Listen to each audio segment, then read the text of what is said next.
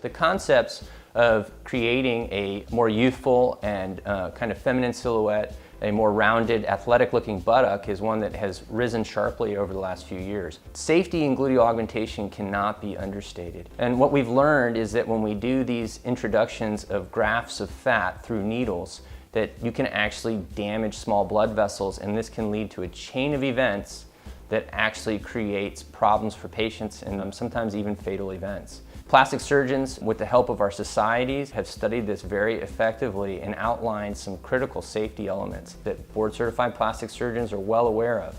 They know where they can safely inject fat and where to avoid injecting fat. The use of the proper instrumentation, I think, has also been shown to be very important recently. What we've learned is when we use small, thin, wiry needles to re-inject fat, that it's prone to misdirection or bending. So the use of rigid 4mm size cannulas. It's the right tools for the right job is a real simple way for patients to think about it. It limits the chance that the needle will get bent and pushed into a dangerous area.